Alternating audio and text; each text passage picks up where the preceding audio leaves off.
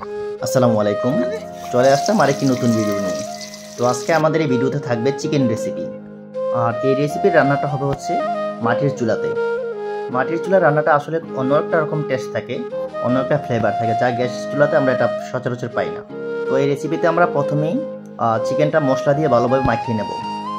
প্রথমে আমরা দিয়ে দিলাম হচ্ছে আদা বাটা, রসুন বাটা পরিমাণ মতো, দেন হচ্ছে একটু বেশি করে পেঁয়াজ কুচি দিয়ে দিলাম, তারপর হচ্ছে পরিমাণ মতো লবণ, মরিচের গুঁড়া, হলুদের গুঁড়া, জিরার গুঁড়া, দেন হচ্ছে আমাদের হোমমেড একটা সিক্রেট যেই গরম মশলা আছে এটা ইউজ করব। এটা আমি অন্য একটা ভিডিওতে দেখাবো কীভাবে তৈরি করেছি।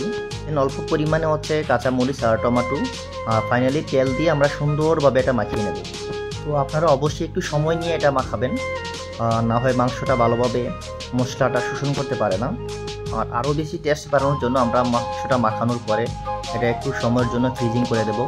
তো আমরাও আমাদের মাংসটা রান্না করার আগে 20 থেকে 30 মিনিট আমরা ফ্রিজিং করে রেখেছি। দেন হচ্ছে আমরা আমাদের মাংসটা রান্না করেছি। এখন হচ্ছে আমাদের রান্নার পালা। তো এখানে আমরা পেঁয়াজ, দারচিনি, এলাচ, লং সব কিছু দিয়ে সুন্দরভাবে কষিয়ে নেব প্রথমেই মাংসটা। দেখেন কত সুন্দর একটা লুক আসছে, মাশাআল্লাহ, ফ্লেভারটা খুব সুন্দর। আপনারা অবশ্যই যদি কখনো মাটির চুলা রান্না খেয়ে থাকেন তাহলে বুঝতে পারবেন যে আসলে কী ধরনের একটা টেস্ট অ্যান্ড ফ্লেভার থাকে। তো ধন্যবাদ, দেখা হবে অন্য আরেকটি ভিডিওতে। সে পর্যন্ত ভালো থাকুন, সুস্থ থাকুন, আল্লাহ হাফেজ।